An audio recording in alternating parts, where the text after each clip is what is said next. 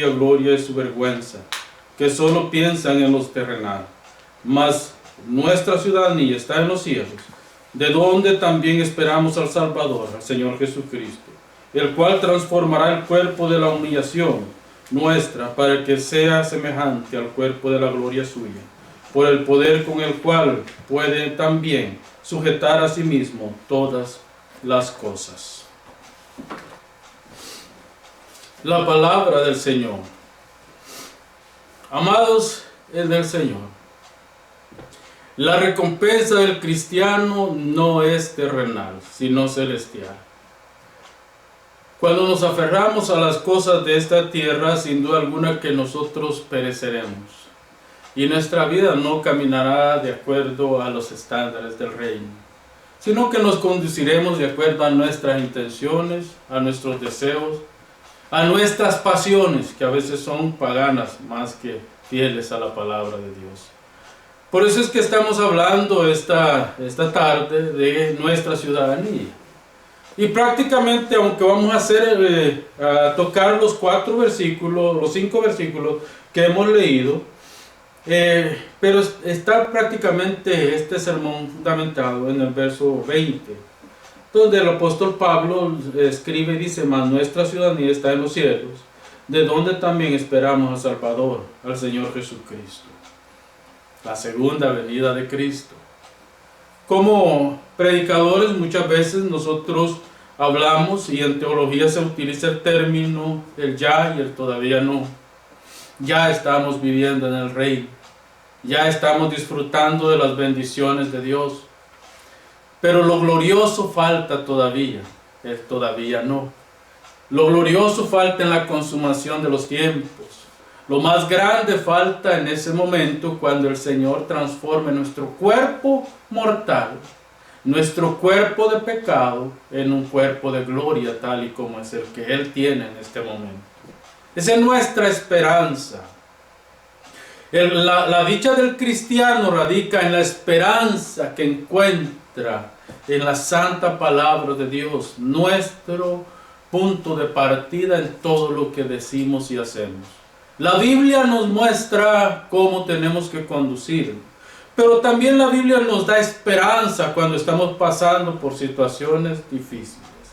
Es la palabra de Dios que transforma nuestro lamento en danza, nuestras lágrimas en regocijo y nuestro sufrimiento en dicha inimaginable. El solo pensar cómo será el cielo, el solo pensar cómo será nuestra vida con Cristo, eso nos debe de llenar de alegría.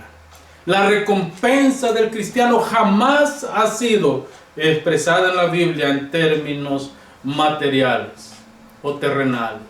La esperanza del cristiano radica específicamente en la gloria eterna que está preparada para nosotros, donde con Cristo estaremos para siempre y rendiremos gloria, alabanza al Dios Todopoderoso para siempre.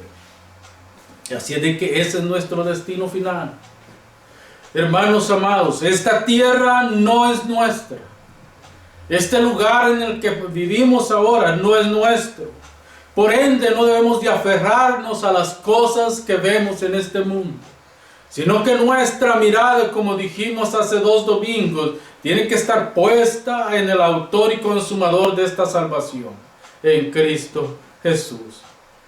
El cristiano tiene un destino final, preparado eternamente, desde la eternidad, desde antes de la fundación del mundo, desde antes de que las cosas existieran. El Padre preparó un lugar para que nosotros estuviéramos con Él.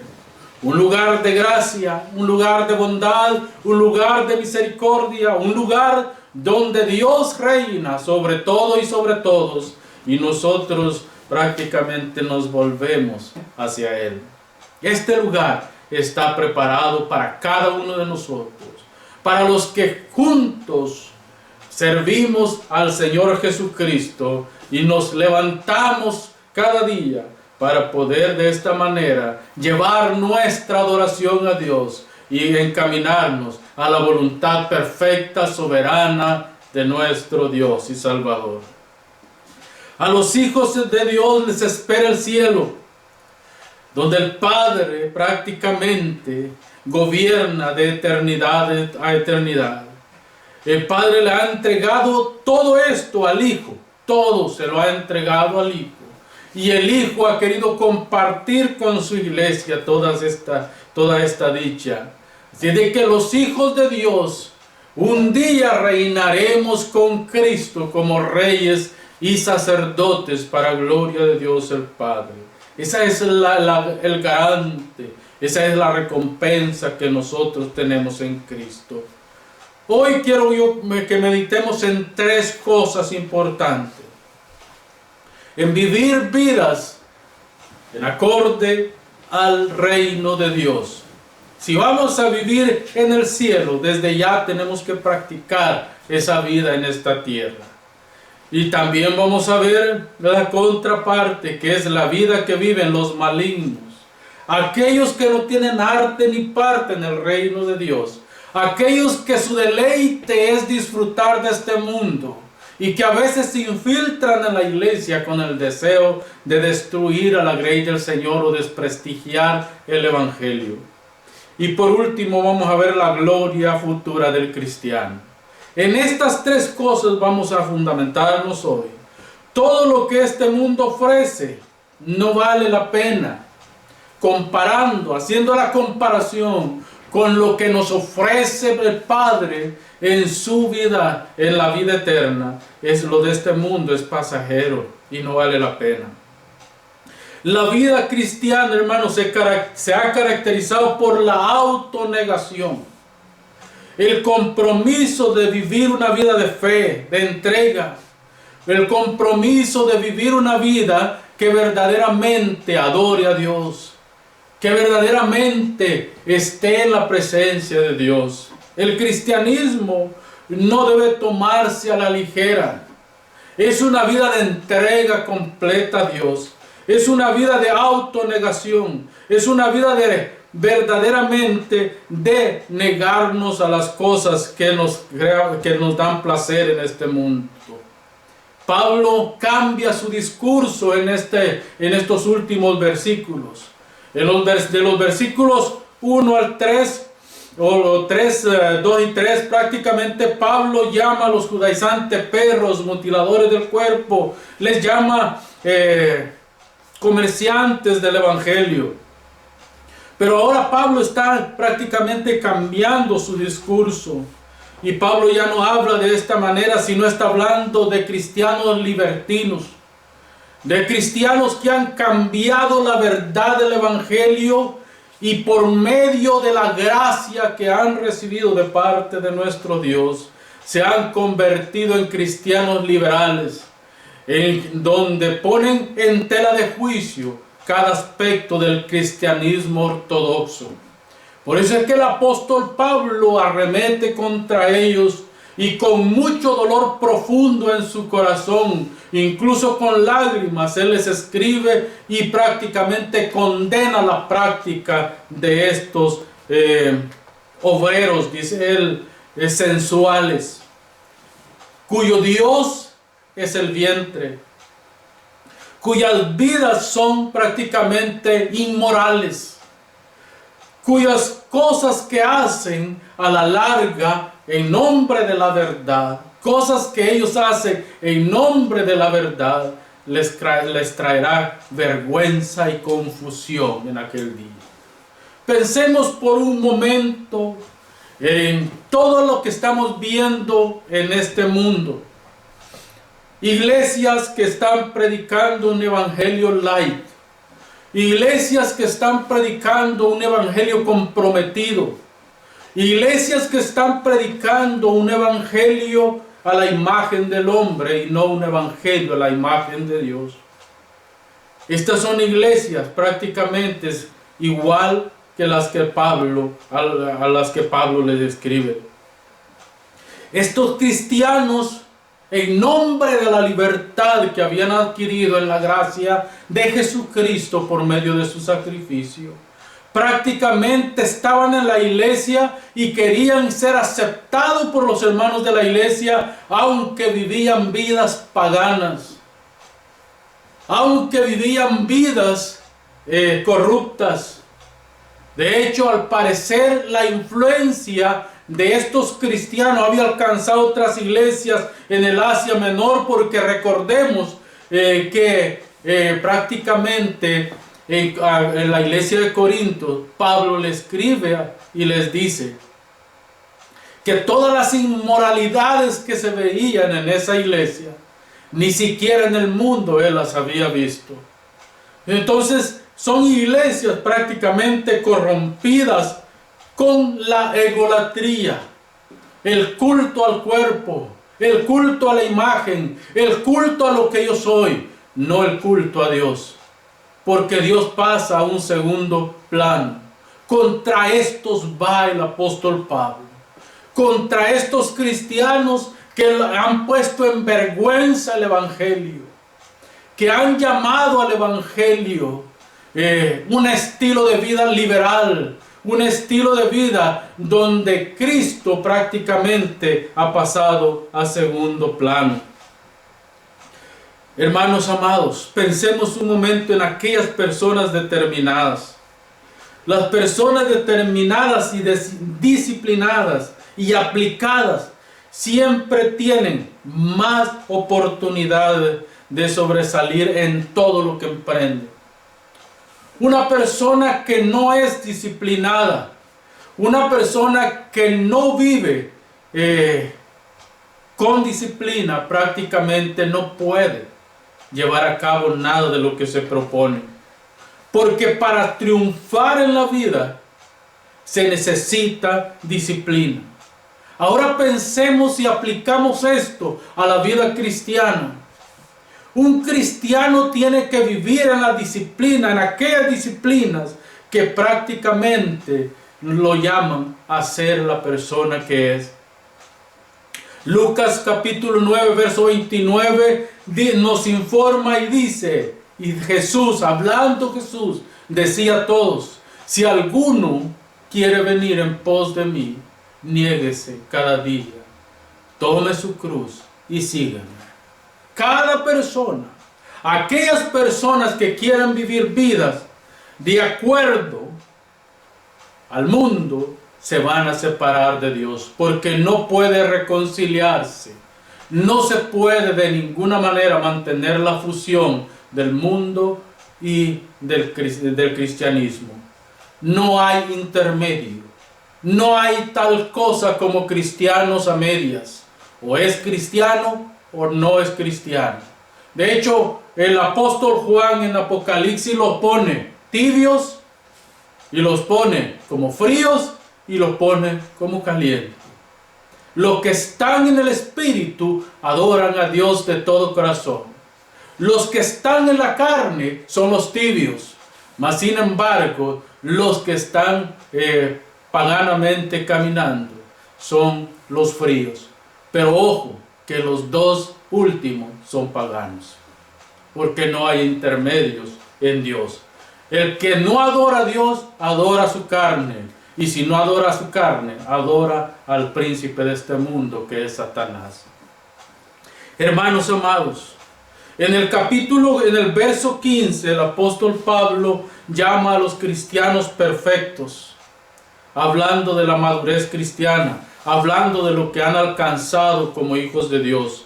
Se van perfeccionando en el Señor. El hecho de pertenecer a Cristo no exime a las personas de tener pasiones en la carne.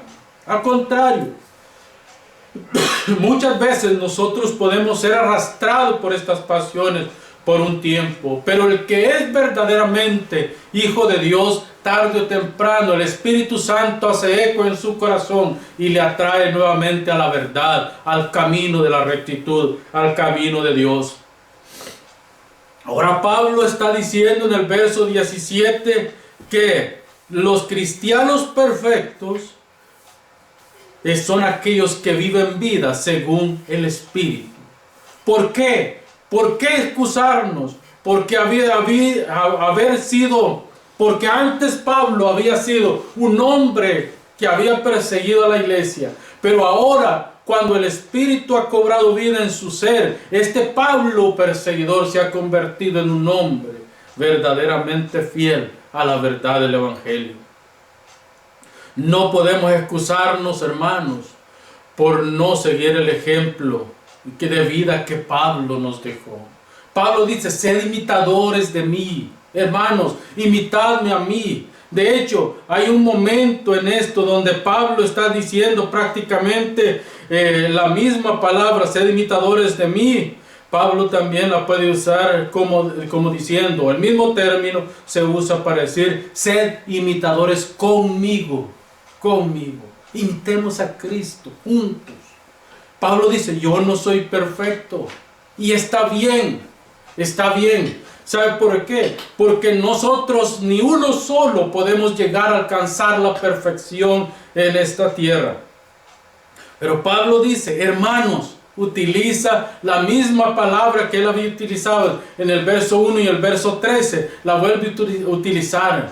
Ese término filial, ese término prácticamente familiar, hermanos, se nota el cariño que Pablo le tiene a esta iglesia. Se nota el aprecio que tiene por los hermanos de de Filipos. Porque él les dice: hermanos, sigamos esta vida. Y utiliza el término plural para decir prácticamente, así como Timoteo, así como Tito, así como Epafrodito, así como todos aquellos que han seguido el camino del Señor, son mis compañeros de milicia. Yo les invito a ustedes que nos perfeccionemos en Cristo, que caminemos en Cristo. Hermanos amados, esta es una carrera larga, difícil, comprometida, y nos necesitamos los unos a los otros para poder caminarla con seguridad, para poder caminarla con certeza, para poder caminarla de acuerdo a los estándares del reino. En la vida cristiana tuvo también Pablo desaciertos, como imperfecto que era. De hecho, en el capítulo 23, verso 1 al 5, de Hechos, encontramos que Pablo maldice al sumo sacerdote por haberlo mandado a abofetear mientras él hablaba. Pero luego que Pablo se da cuenta que es el sumo sacerdote, porque aparentemente Pablo no sabía que era el sumo sacerdote el que había dado la orden para que lo abofetearan. Pablo se retracta y prácticamente le dice, le pide perdón al sumo sacerdote por haberlo maldecido en nombre de Dios. ¿Por qué? Porque Pablo sabe que no se puede maldecir a una autoridad del calibre de un sumo sacerdote. Eso es un desacierto que Pablo tuvo. Pablo también, hermanos, tuvo muchas situaciones en su vida. Fue perseguido, fue mutilado, fue golpeado, fue encarcelado y en momentos casi asesinado. Pero seguía confiando en Dios. Seguía caminando hacia la meta. Seguía sabiendo que su corona estaba en el cielo, donde el Padre le daría la recompensa. La iglesia necesita de esta clase de personas. Personas de las que nosotros podemos aprender. Personas de las que nosotros podemos sacar grandes enseñanzas. El apóstol Pablo era imperfecto, pero nos dejó grandes ejemplos. De hecho, en cierta ocasión el apóstol Pablo está sufriendo un aguijón en la carne, muy fuerte. No se sabe qué era lo que le pasaba a Pablo, pero había rogado muchas veces para que Dios le quitara ese aguijón.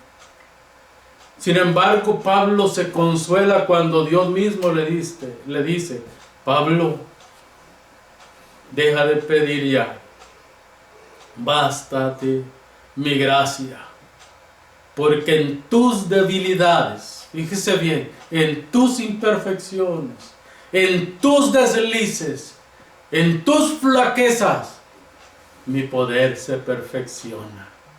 Es que esto no es un asunto de nuestro. Esto no es un asunto de lo que nosotros somos.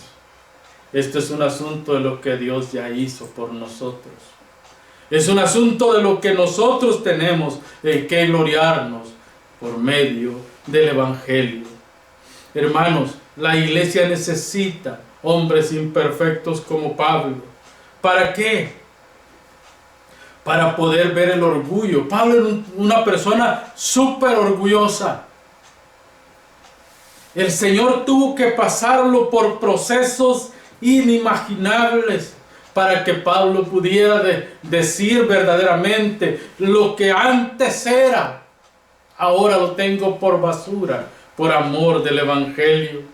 Era una persona orgullosa. Pablo era una persona de un carácter fuerte.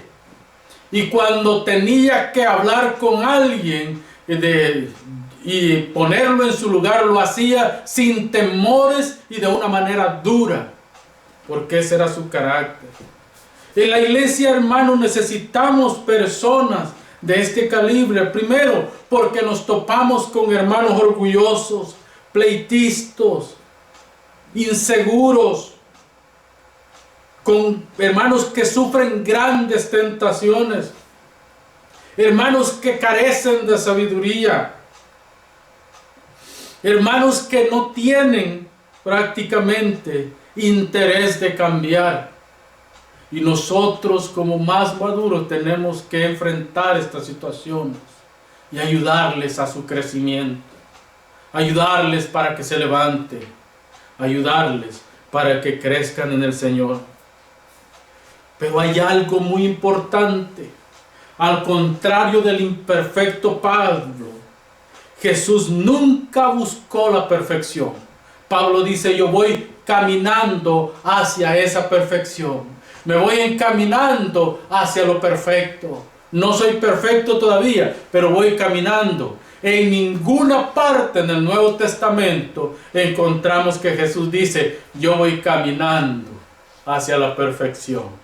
Él dice todo lo contrario. Porque Jesús descendió del cielo en un estado de perfección.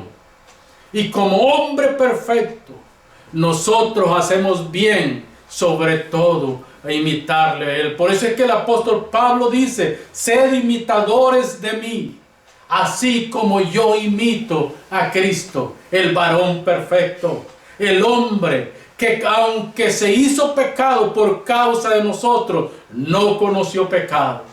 Al varón que aunque sufrió en su carne toda la ira de Dios, jamás blasfemó el nombre de Dios. A ese hacemos bien en seguir nosotros.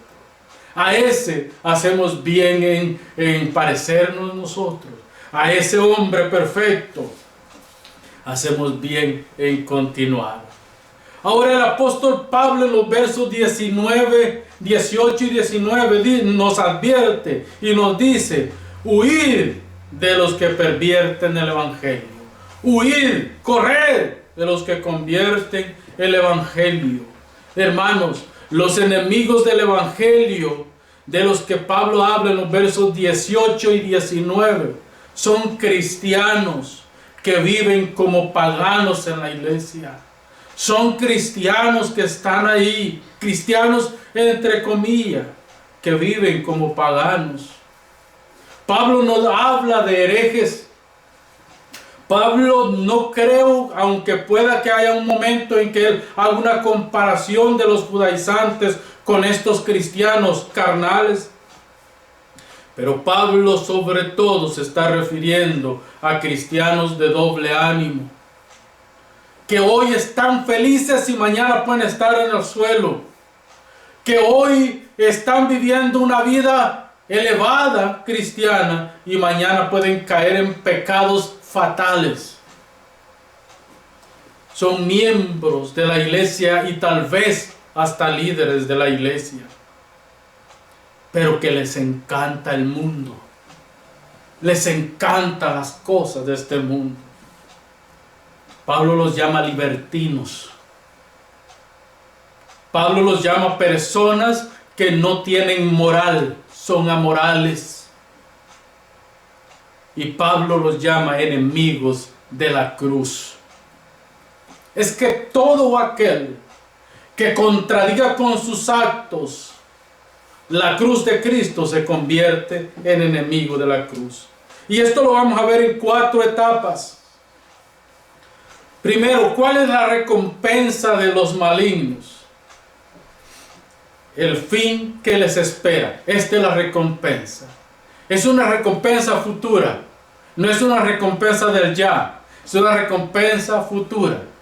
Donde Dios los parará y les dirá, según el capítulo 25 de Mateo, nunca los conocí.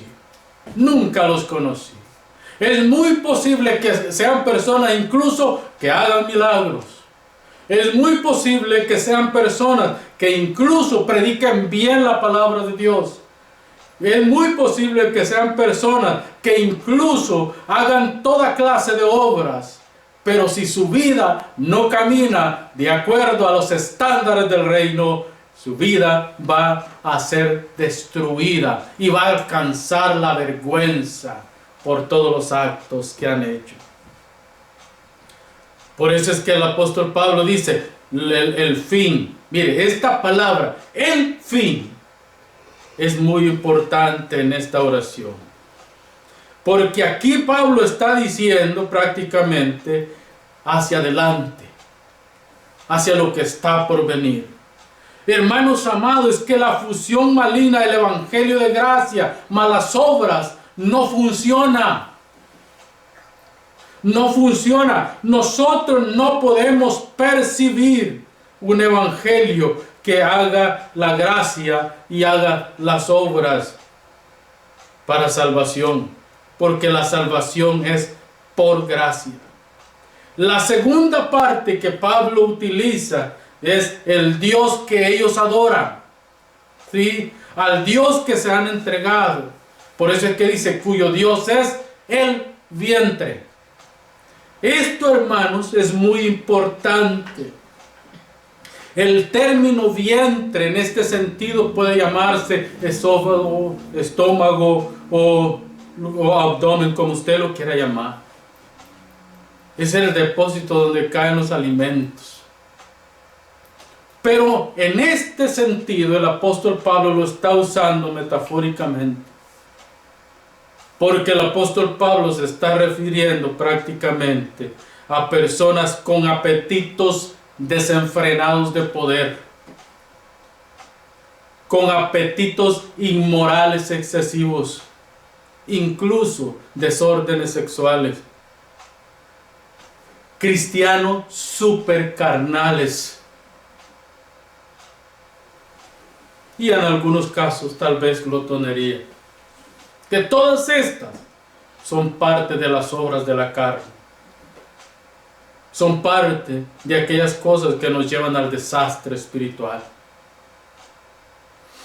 Cuyo Dios, dice Pablo, son todos los apetitos que llevan dentro de ellos.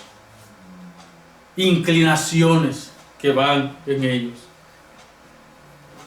Hermanos, no me pongo a pensar cuántos cristianos tenemos en las iglesias con esta clase de vida. Estos falsos cristianos estaban envanecidos y en condenación. Así lo pone el apóstol Pablo. Sean quienes hayan sido, estos cristianos estaban condenados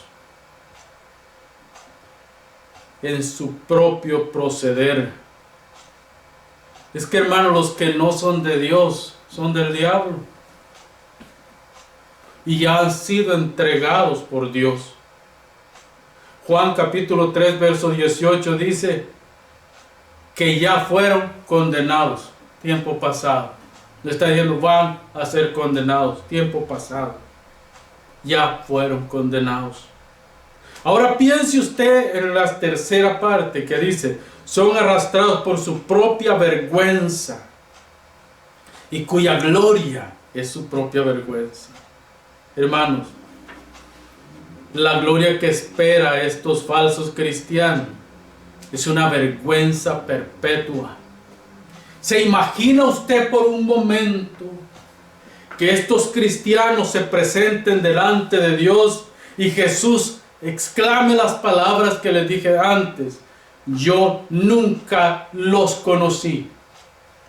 Ustedes nunca fueron parte de mi reino. Ustedes nunca fueron parte de mi iglesia.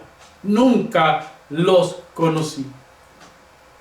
¿Qué más vergüenza puede tener?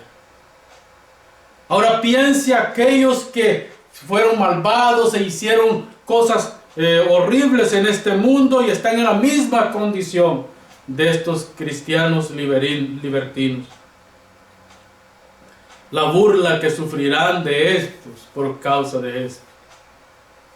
Hermanos amados, es irónico, ¿verdad?, que estos falsos cristianos a los que Pablo se refiere fueran tan ciegos y estuvieran con una venda tan grande en sus ojos y no pudieran ver la verdad del Evangelio. Es que esto, hermanos, es la maldad alcanzado a un máximo nivel.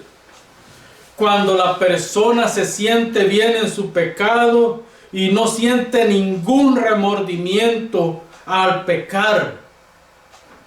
¿Se imagina usted esta clase de personas con verdaderamente ya ni la conciencia le recrimina que están haciendo pecado?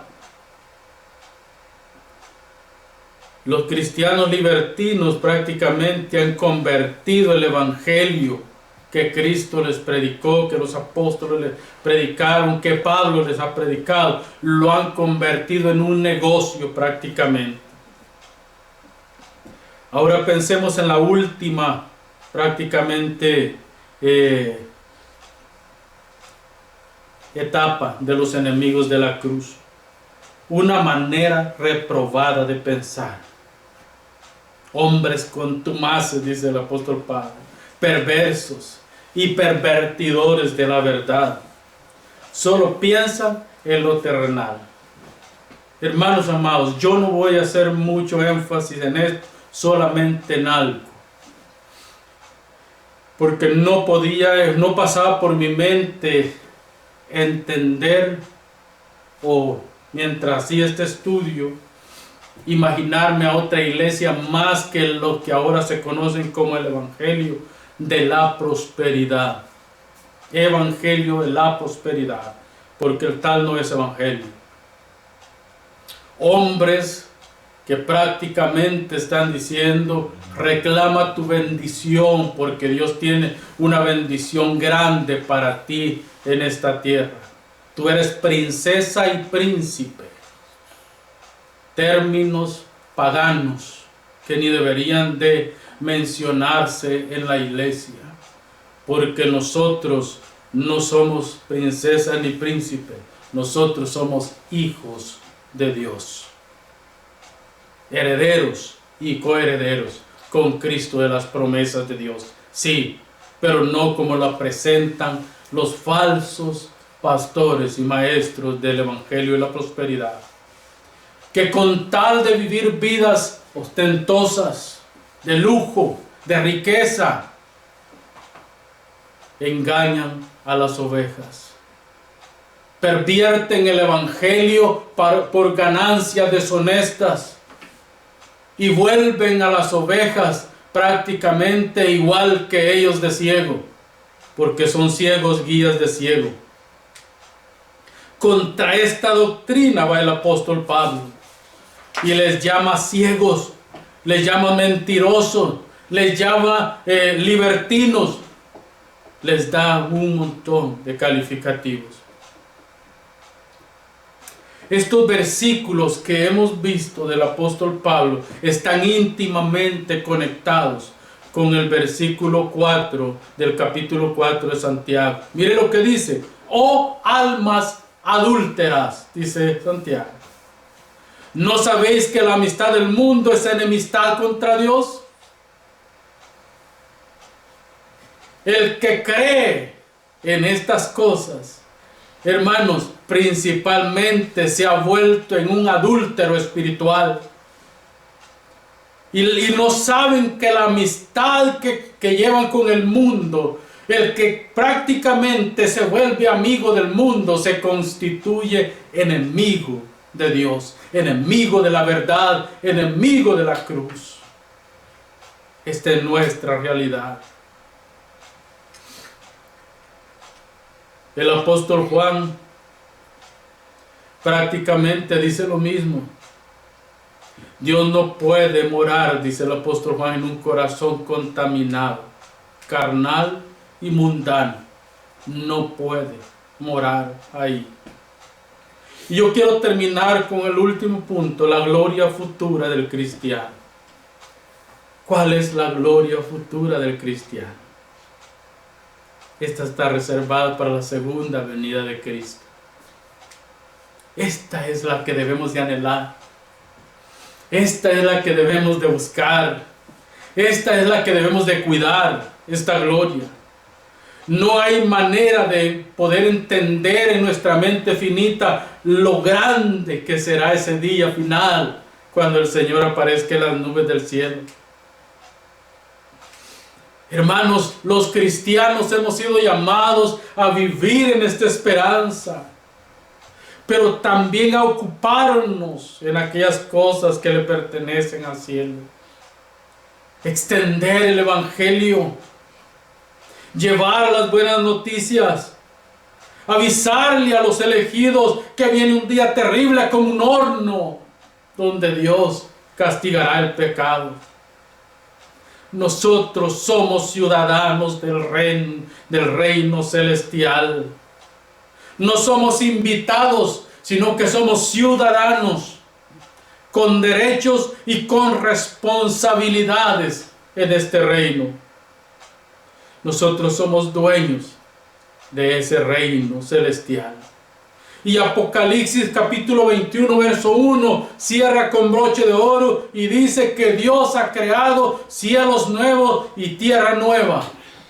Capítulo 21 verso 1.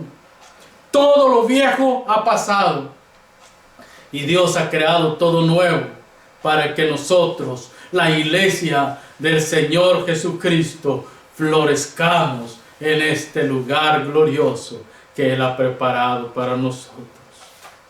La gloria, la honra, la alabanza, la adoración sea para nuestro Dios desde ahora y para siempre. Amén. Oramos, hermano. Gracias, Padre, te damos por este momento, Señor, por tu bendición, Padre, por tu gracia, Señor, porque nos enseñas, Padre, y nos llevas, Señor, a entender aquellas cosas que son del reino, Padre. Perdónanos nuestras debilidades, Señor, y ayúdanos a vivir como hijos del reino, Padre. Señor, si alguien ha escuchado este sermón este día y no te conoce, no tiene una relación contigo, abre su corazón para que pueda tener esa relación contigo, mi Padre amado. De esta manera, Señor, pueda disfrutar de las grandes bendiciones que tenemos en Cristo. Gracias, Padre, te damos en esta hora y te pedimos, Señor, que tu palabra no regrese vacía, sino que haga el efecto para lo que fue enviado, Padre. En el nombre de Jesucristo. Amén, Señor. Y amén.